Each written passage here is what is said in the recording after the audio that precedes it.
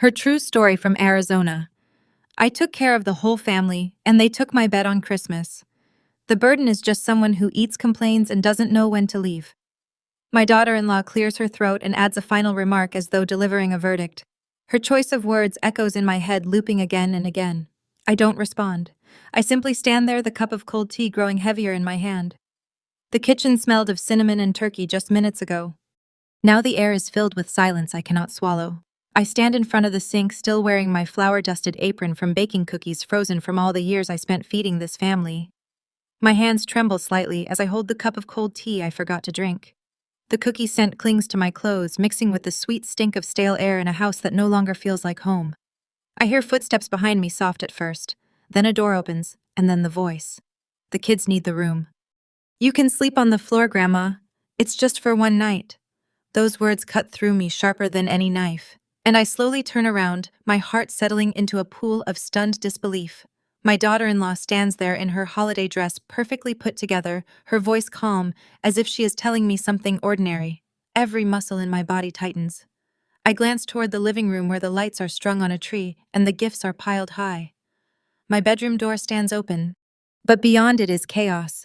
Pillows tossed, toys scattered, blankets unmade, and a tiny mattress dropped hastily in the corner. I understand now. They have taken my bed for the children, my bed in my own home. My son stands behind her, his hands shoved deep in his pockets. He doesn't speak or look at me. He only nods once, an acknowledgement that I exist, but not enough to dispute the injustice I am facing.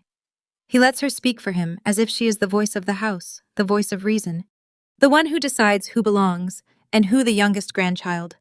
Little Emma comes skipping into the room, jumps up on what used to be my mattress. She wiggles her toes and beams, oblivious to the tension filling the air. She looks directly at me and says, "I love this bed, Grandma," and then clutches onto a pillow, giggling loudly. I watch her with aching heart, realizing she doesn't understand what's happening, why her joy is my sorrow. I walk into the hallway, each step softer but heavier. My bedroom door stands open. My room, once sacred, now overtaken by tiny jackets on the floor, glitter from gift wrap, and the echo of voices that do not call my name. I stare at the empty bed I used to rest in and feel a sharpness at the back of my throat, the kind that comes before a cry you refuse to let escape. I straighten the blanket out of habit, though I no longer have a place beneath it.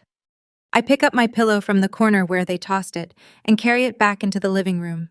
I do not put it on the mattress. I place it gently on the armchair where I used to sit and read to the children before they decided bedtime stories were outdated. I sit down, cradling the pillow against my chest like a shield, and stare into the dim light. Something inside me flickers. Not grief, not surrender, something older, sharper. I realize then that love given without respect is not love at all. It is labor. And tonight I am clocking out, not from caring, but from allowing myself to be treated as disposable. This Christmas will not be my quiet end. It will be the night I start over. A rebirth in the soft hush of snowfall, in the rustle of ignored footsteps, in the silence of a heart deciding it deserves more. In the corner, a stray cat slips into the room unnoticed by anyone but me. It brushes against my leg, its body warm and soft, a quiet comfort in a house that no longer feels like mine. I kneel, stroking its fur gently, and whisper, "Not tonight, sweetheart, but tomorrow."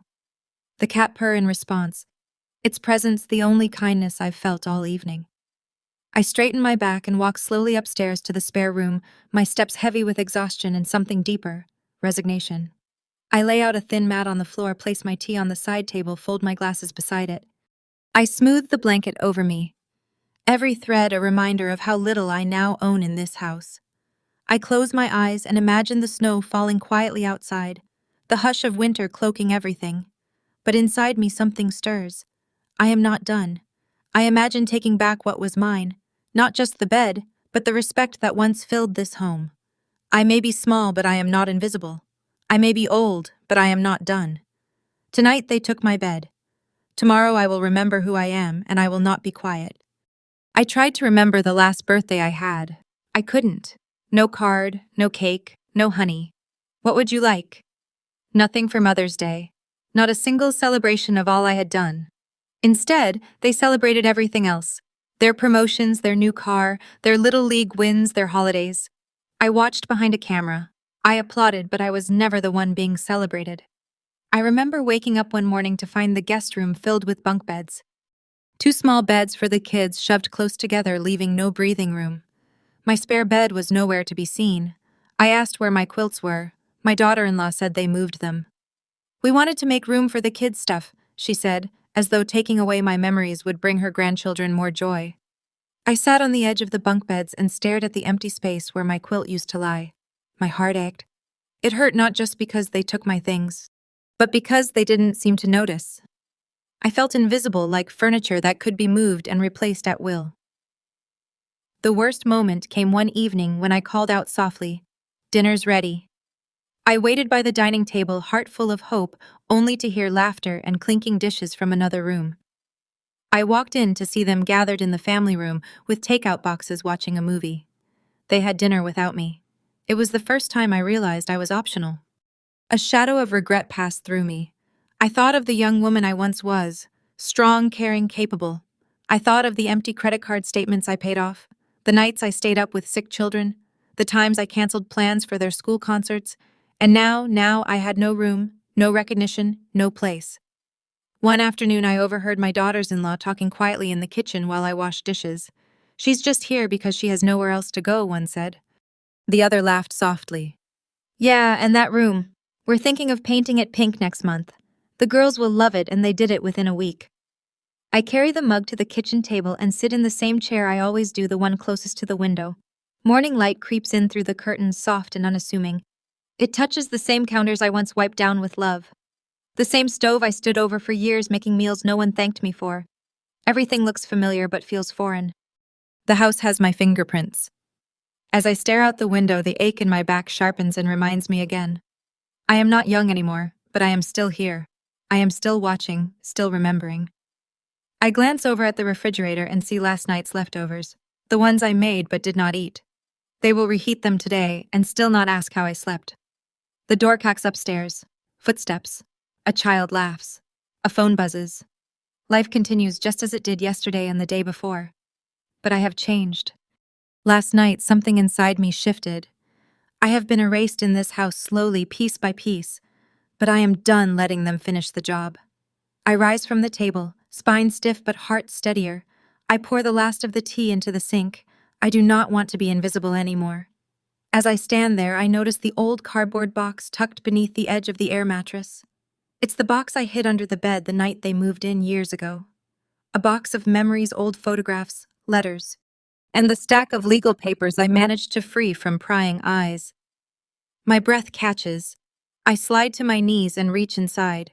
My fingers brush against worn folders, an envelope stamped with my name and then something firmer. I pull it out and my heart stops. It is my deed, the official legal deed to this house. My name printed on it as full owner. The edges are fraying, but the ink is clear and undeniable. My hands tremble. I cradle the paper as though it might crumble into dust if I'm not careful. The deed, that sacred promise I made when I sold my car and used my savings to pay off the mortgage, the same deed I never let them touch. I strengthened our family's foundation with my own hands, and now they have no idea. They thought they owned this place. I thought I had let them. I sit down in the middle of the floor, clutching the deed like a lifeline. Memories flicker like old snapshots in my mind's eye. Signing the papers at the bank. The proud day I handed over the final check. The relief I felt knowing this place would be our home. My son was barely out of high school, then full of ambition and dreams. I had believed he'd build something of his own. Instead, he asked to stay here when times got tough. And we welcomed him. Welcomed them all. It was an act of love. Or at least I meant it so. But I never expected us to forget. I traced my fingers across my name on the paper. I am the owner. I own this kitchen, these walls, the air that fills this house. I am not a renter. I am not a guest. I am not a burden. And I am certainly not someone who can be dismissed with a single statement. You can sleep on the floor for one night. Because one night can stretch into years, and you can only pack away your dignity for so long before there is nothing left. I lean back against the mattress and let the deed slide across my lap. I feel something shift inside me. It is like waking up again. Not physically, my body is still sore, but awake in my soul. The floor beneath me is not just cold, it has become a threshold. On one side, the place where they see me. On the other side, the place where I see myself. I stand slowly still, clutching the deed. I walk toward the living room and find the tree lights dimmed from yesterday, the ornaments dusty from a night's abandonment. I kneel and snatch back a ribbon they left dangling, stash it behind my back. This house is mine and every inch matters. I think of the key ring hanging near the front door. The one with a dozen keys. Garage, shed, utility room. One of them is the main house key. It fit perfectly into that front door whose knob I polished weekly. I remember walking through that door at midnight after holiday shopping to tuck new blankets into the guest room they claim is for them. I remember painting the porch white, planting flowers outside, stapling a wreath to the door for their arrivals, and all I received in return was a thin mat on the floor. My vision narrows to a plan forming inside me. But not yet, not today. Today, I will reclaim my presence. I press the deed flat across my chest as I walk to the living room window and glance at the driveway.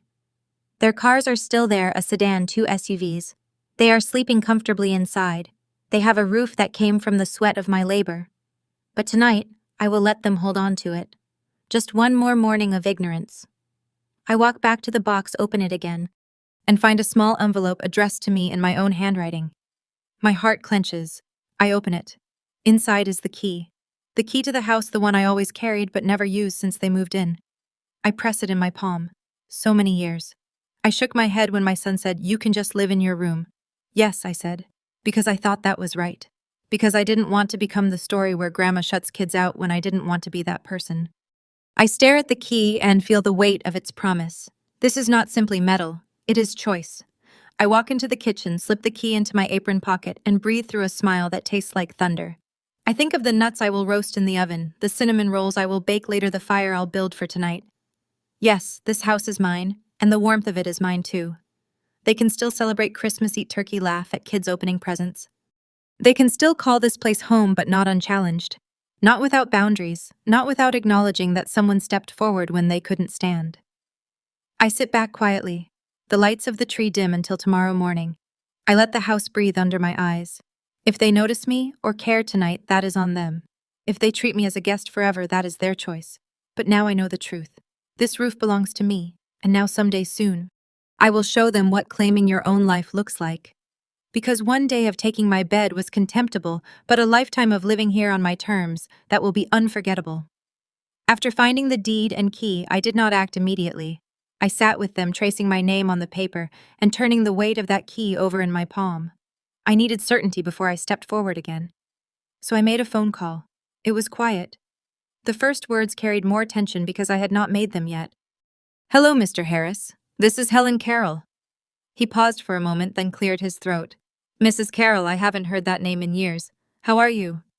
I inhaled slowly, steadying myself. "I am well enough. I need your help." He asked where I was.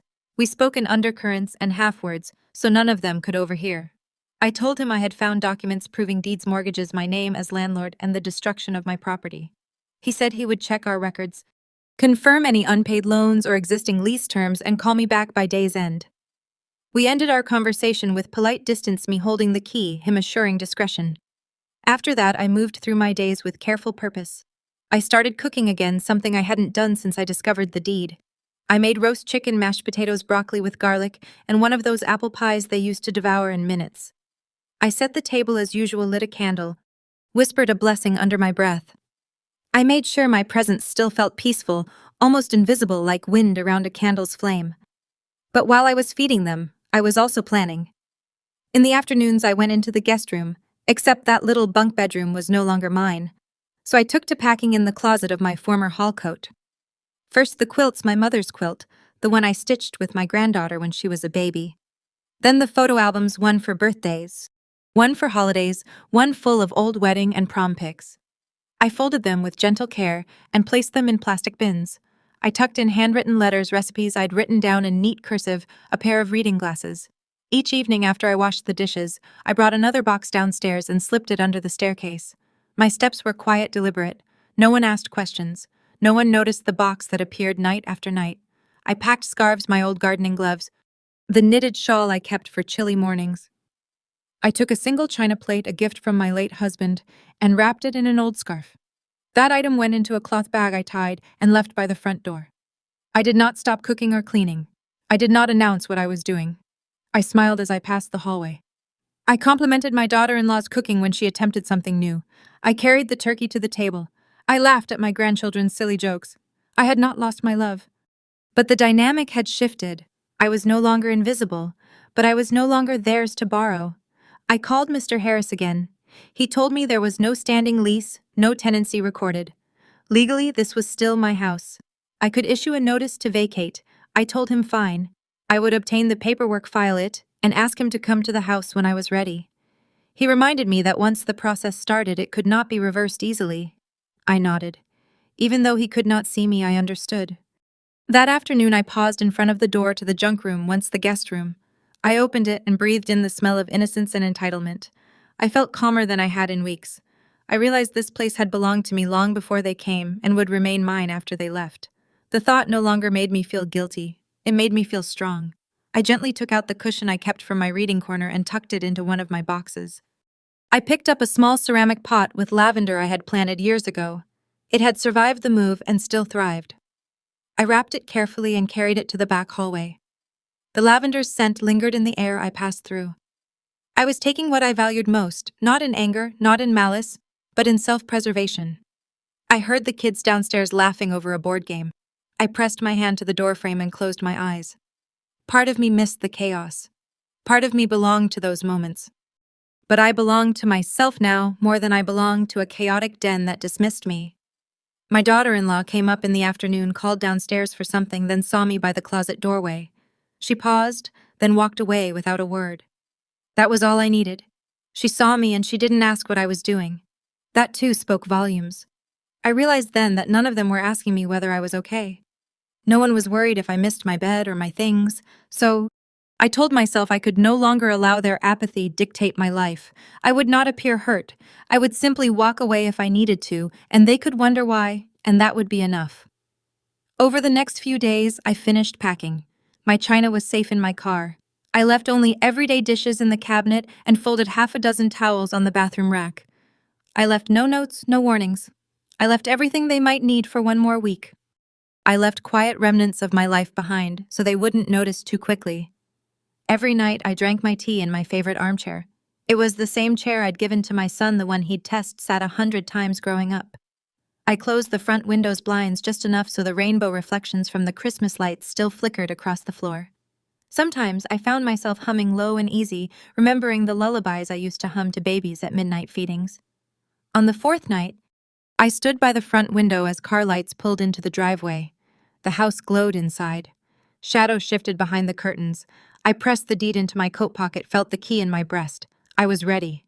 They did not suspect a thing. They believed this was still their house, and for so long they believed I was still theirs. But I was preparing for the moment they would realize that living here had always been a gift, and that gifts can be taken back silently, carefully, with intention. In the days ahead, I would claim my voice. I would reclaim my presence. I would ask them to leave. Not because I hated them, not because I wanted revenge, but because I needed respect and boundaries. And I needed them to know that caring for them did not give them leave to take me for granted. Without noise or spectacle, I was getting ready. And soon, very soon, they would learn that I was not invisible. I am not furniture. I am not a burden.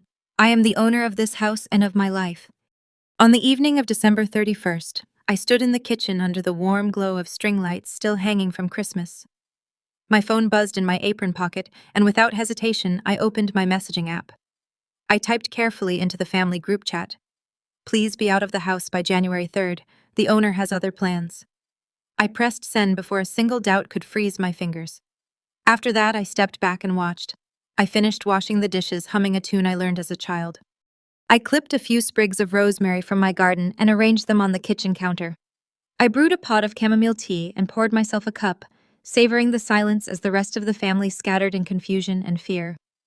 I could hear a ping on my phone. I checked the group chat. My daughter-in-law had already typed, "What does this mean? Are we being evicted?" Then my son, "What's wrong? Who is selling the house?" My grandchildren asked, "Grandma, did you sell it?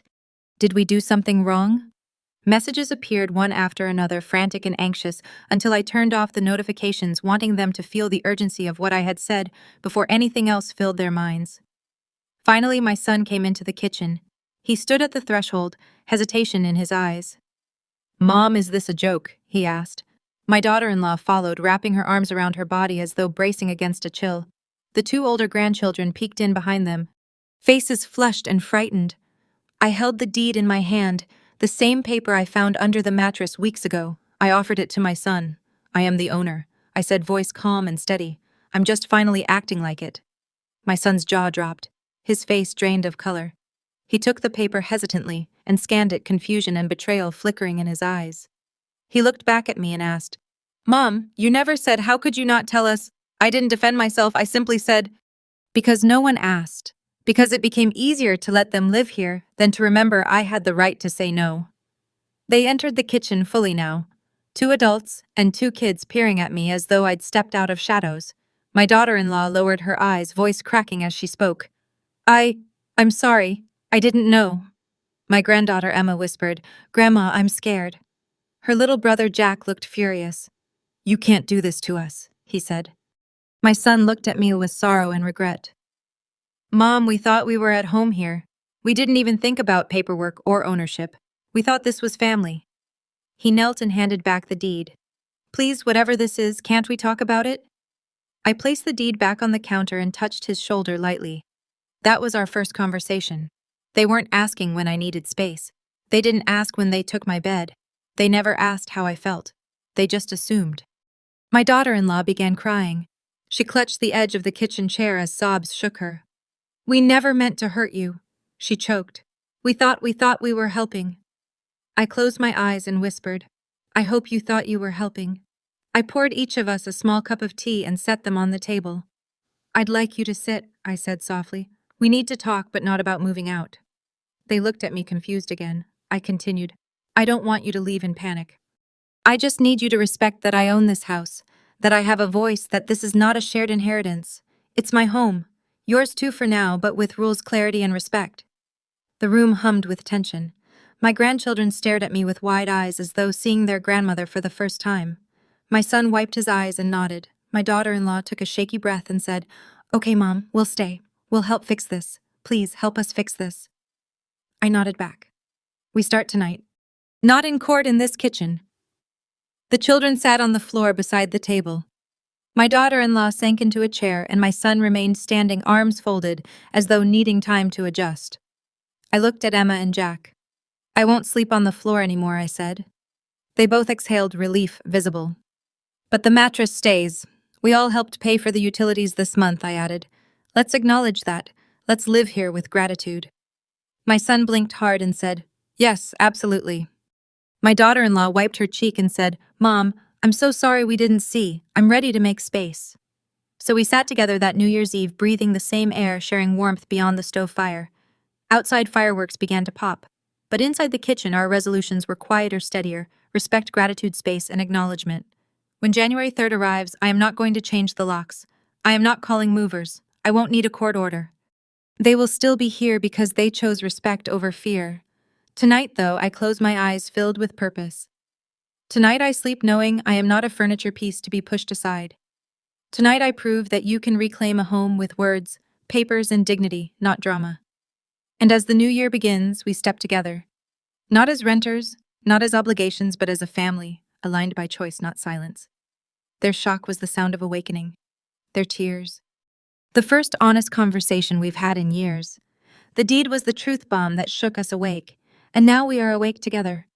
On the morning of January 3rd, I opened my front door before sunrise. The sky was pale blue with the last hints of winter's night. The street was quiet except for the hum of the van idling in my driveway. I took a deep breath and stepped outside. My heart was steady, no tremor in my chest. I was not afraid of what the day would bring. They moved like ghosts in the cold light. My son carried a cardboard box labeled Kitchen Moms. My daughter-in-law wheeled out a suitcase. The grandchildren tiptoed behind them holding stuffed animals. None of them looked at me, but they didn't need to. The deed had spoken for me. The text on my phone, the calm I had held in the kitchen, those words carried more authority than any argument. I watched as they opened the back of the van and began stacking furniture. I saw their hands lift the dining chairs, the sofa cushions, the twins' bunk beds. They were taking their remnants, the things they thought belonged to them, even though none of it was theirs. Once I said the words, they carried it out like what it was, their takings. They paused when the sun crested a neighbor's rooftop. A beam of golden light lit my son's face, and he hesitated. He pressed his finger against his temple as though trying to steady a wavering thought. His wife zipped up her coat and said something quietly. Maybe come on. The children gathered a final toy each. Then they climbed into the van and pulled away, leaving the driveway empty. I closed the door behind me and leaned against it for a long moment. No one had fought me. No one had screamed. No one had cried for mercy or demanded apology. They trusted my claim. That silent acknowledgement felt more powerful than any confrontation. Inside, I walked to the living room. It felt smaller now, but quieter in a way that brought relief instead of emptiness. The tree was still up, its lights glowing pale green and red. I reached out and touched the blanket that lay limp on the couch. My favorite wool blanket. It hadn't been touched in weeks because they used seat cushions instead. I carried it gently to the front bedroom. I closed the door after myself. Inside, the hardwood floor glowed in the morning light. I knelt by my bed and ran my hand across the rumpled quilt I had brought down from the attic. I sat on the edge and breathed in deeply, letting the scent of old cotton and home fill me. I closed my eyes. It was not just a bed, it was acknowledgement. It was a reminder that I belonged here, that I mattered, that I was not just someone's guest but someone's backbone. I made the bed, properly smoothing the quilt-fluffing pillows, positioning the bedside table and lamp just as I liked. I placed the small china vase of lavender next to the lamp. It was one of the things I had packed away months earlier, and now I needed it here. I touched the petals lightly, feeling their fragility remind me of my own prayers. Then I walked through the house room by room. I folded spare towels. I put clean sheets on guest beds, knowing they would likely see another family someday. I opened windows for fresh air. I swept a few corners. I didn't toss anything they left behind. Socks a toy. An empty mug, but I did remove the clutter, not because it wasn't theirs anymore, but because it had overstayed its welcome in my clean space. I turned the key in the front door and locked it behind me. The sound was final in a way I never expected locking out my own children would be. I felt my pulse at the back of my throat, but it was a calm pulse, a reminder that I still possessed home control and self-respect. I carried fresh flowers from the garden into the kitchen and arranged them in an empty pitcher. I set a cup of tea on the table and sat down. The house was silent except for the ticking clock. I closed my eyes again and let it all sink in. The weight of those boxes gone, the echoes of their voices fading, the room my bed belonged to restored. There was no hatred in me, no vengeance, just clarity, just peace. They had taken their things. I had left them a house to call home. But I had taken something more. They had taken back the home that was theirs only by my goodwill. I had allowed them to believe in a shared space, but now they know it was mine, and now I know it is mine. Slowly I stood and walked outside onto the porch. I watched the sunrise hit the mailbox and the sidewalk. The day felt raw and new. I paused, looked up at the sky, and whispered a blessing. I am still here. I belong. And for the first time in a long time, I believed it. After January 3rd, the house felt like a blank canvas waiting for color, warmth, life. I decided I would paint my own masterpiece, a home that truly belonged to me. The first thing I did was walk into the yard and plant flowers. I chose marigolds, lavender daisies, bright colors that welcomed birds and light. I dug holes with my bare hands, kneeling in the dirt, as though reconnecting with myself. The petals rustled in the breeze, and I whispered small words of gratitude to the earth. Inside, I went room by room, breathing hope into every corner. In the kitchen, I painted one wall a gentle sage green, where once it was dull white. I bought a new kitchen chair, wicker-backed and sturdy, where I could sit comfortably while reading or sipping tea. I hung up a small painting I had made years ago, a watercolor of wildflowers by a stream. The breeze came through the open window, and I felt like I was coming home to myself. My living room received new cushions, softer cushioned in cream and blue. I opened all the windows, threw fresh curtains up, and draped a quilt over the armchair. Everything felt soft yet familiar, like an old dream corrected. I lit a few candles that spread gentle fragrance of vanilla and citrus.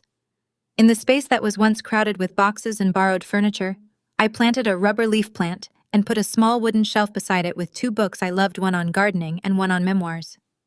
I tested out each corner with attention until I felt calm and settled. In the afternoons, I began attending a gentle yoga class at the senior center a few miles away. I had never thought I'd stretch in a group or hold warrior poses after 70, but the instructor guided us through quiet movement and careful breathing. I felt muscles waking after years of carrying burdens. I made friends, a woman named Clara, who liked poetry, and a man named Hank, who'd served in Alaska and loved to talk about salmon.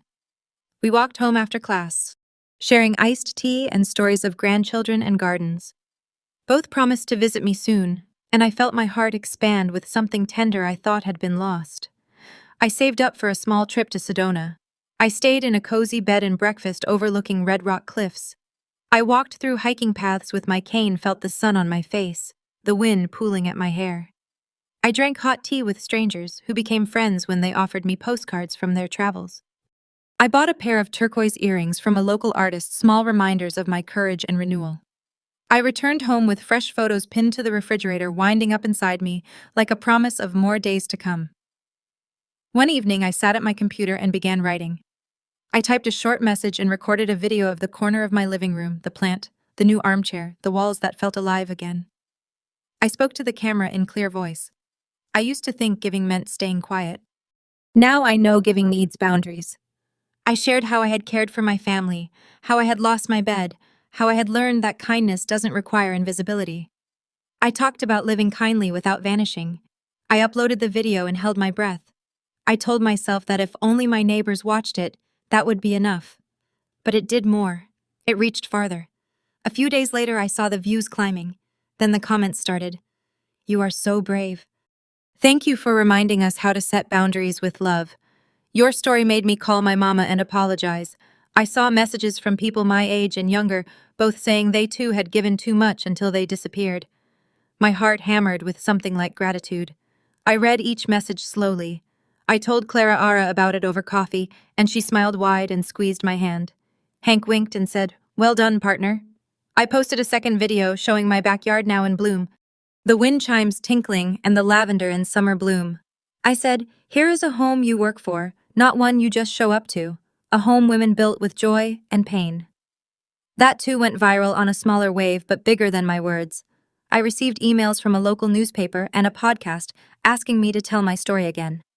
I declined politely, saying I believed real change happens in quiet rooms, not headlines. In my house, I kept living my life. I made soup for Clara and Hank on Thursdays. I watered the plants. Thursday mornings, brewed tea Thursday nights, and trimmed my lilac bush.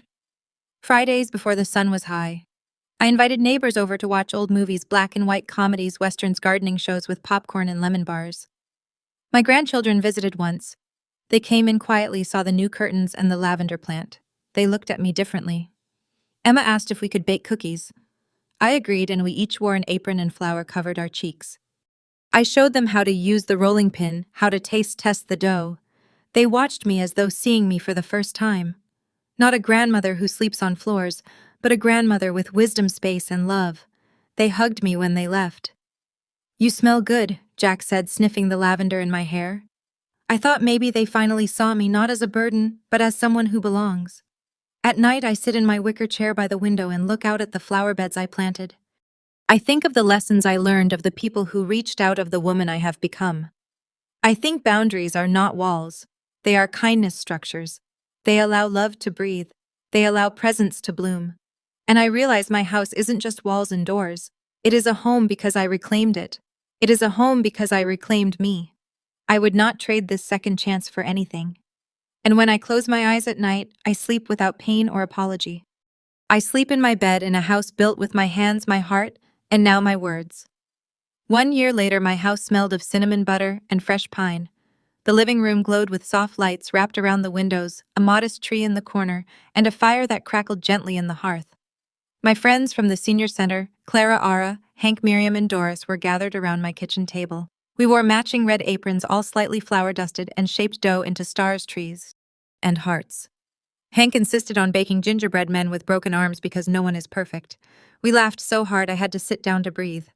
After the cookies cooled, we wrapped them in parchment and tied them with ribbon. Miriam brought homemade eggnog. Doris told a story about her first Christmas as a newlywed during wartime. I sat back in my chair and listened, letting the comfort of shared memory fill the air like music. We exchanged small gifts, bookmarks, hand lotions, a scarf. I gave Clara Ara a set of herb seeds. She gave me a jar of wild honey.